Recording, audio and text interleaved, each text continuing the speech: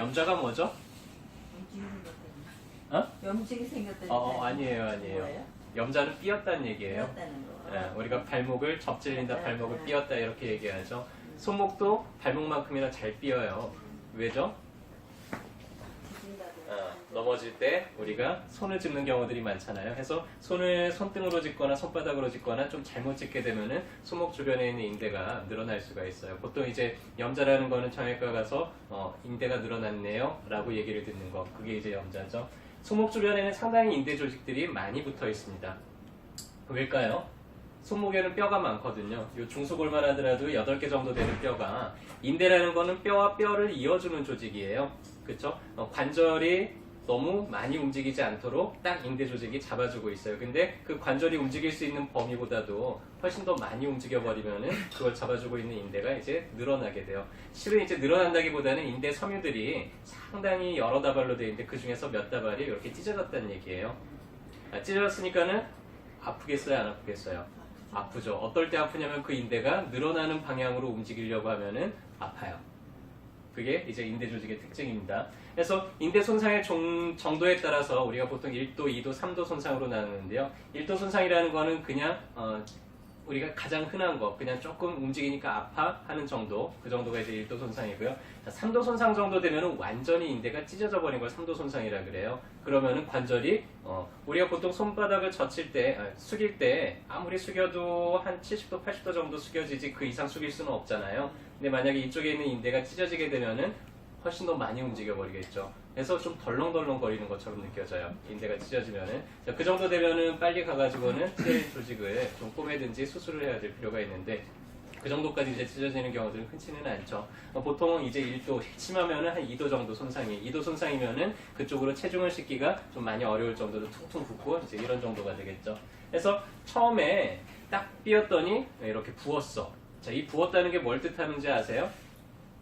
왜 부을까요? 우리 발목 이렇게 탁 접질리고 나면은 어떨 때는 안 붓기도 하죠. 어떨 때 보면 붓잖아요. 왜 부을까요? 통풀 때문에 붓는 거 아니에요? 자, 붓는다는 거는 속에서 피가 터졌다는 얘기예요.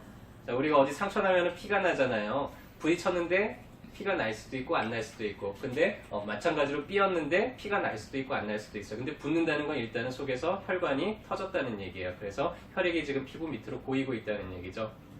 자, 이럴 때는 어떻게 해야 될까요? 우리가 하다가 딱 다쳤어, 부었어. 자, 붓기 시작한 그럴 때는 우리가 어떻게 해야 될까요? 찜질. 어떤 찜질을 해야 될까요? 냉찜질은 맞아요. 얼음 찜질을 해야죠. 왜?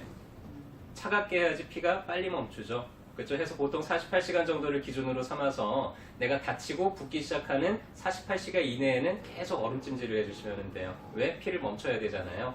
그리고 48시간 정도 지나서 보니까 이제 붓기가 처음보다 좀 가라앉기 시작한다. 그건 무슨 의미예요? 이제 피가 멈췄다는 얘기죠. 그래서 48시간 지나서 붓기가 좀 가라앉는 게 보이면 그 다음부터는 뜨겁게 해서 피가 잘 돌게 만들어서 흘러나온 피가 빨리 흡수가 되도록 만들면은 그러면 이제 가장 적절한 치료가 되겠죠. 만약에 그렇게 얼음찜질을 해줬는데도 48시간이 지났는데도 붓기가 점점 더 붓고 있다. 자, 그건 왜 그럴까요? 근육한 거 아니에요? 맞아요. 그건 부러졌을 가능성이 있어요. 만약에 48시간이 지났는데도 붓기가 안 빠지고 점점 더 붓는다든지 하면은 그때는 사진을 찍어보러 가셔야 돼요. 그래서 그런 정도로 기준을 삼아가지고 치료를 하시면 되고요. 자, 일단은 1도 손상 정도 된다 그러면은 가볍게 이제 우리가 일단은 인대가 늘어났으니까 인대가 아물 때까지는 한 2주에서 길게는 한 2개월 정도 걸려요. 그동안 움직여야 될까요? 쉬어야 될까요? 쉬어야 되죠. 쉬어야지 상처가 빨리 아물죠. 상처가 난 상태에서 계속 움직이게 되면 상처가 더 심해질 수 있겠죠. 그래서 초반에는 보호대 같은 거를 최소한 2주 정도는 다치고 나서는 해주는 게 좋습니다. 그래야지 우리가 일상생활을 하면서 더 벌어지는 거를 막을 수가 있겠죠. 해서 가벼운 손상이면 이런 천조직으로 된 거를 하면 되는데, 만약에 좀 심하게 삐었다 그러면은 이렇게 꽉 잡아주는 좀 탄탄한 조직을, 그런 보호대를 사용을 하시는 게 훨씬 더 좋습니다. 자, 그러면 이제 삐어서 왔다 그러면 한의원에서는 어떻게 치료를 하느냐? 초반에 이제 많이 부어서 올 때는 저희도 빨리 지혈을 시켜드리고 그 다음에 부항 같은 걸 떠서 그 피를 제거하는 게 일단 첫 번째예요. 자, 그리고 나서 어느 정도 어혈이 제거가 되고 나면 그 다음에 인대 조직을 빨리 회복을 시켜야 되겠죠. 인대 조직들의 특징은 뜨겁게 해주면은 더 빨리 회복이 돼요. 뜨거운 열 자극을 가해주면 바로 탄탄하게 탄력을 회복하게 됩니다. 근데 가장 깊숙이 있는 뼈 바로 위에 있는 조직이잖아요, 인대라는 거는. 그래서 거기를 뜨겁게 만들기가 좀 어려워요. 그래서 이제 간접적으로 어떤 방법을 쓰냐면은 굵은 침을 꽂아놓고 그 침을 통해서 침을 달궈서 열이 심부로 전달이 되도록 하는 이런 방법을 사용을 합니다. 그래서 어떤 분들은 한 번 이렇게 딱 하고 나면은 막 쩔뚝거리면서 어떤 분이 한 번 치료하고는 그냥 똑바로 걸어나가는 경우도 있을 정도로 상당히 효과가 빠르고 좋은 편입니다.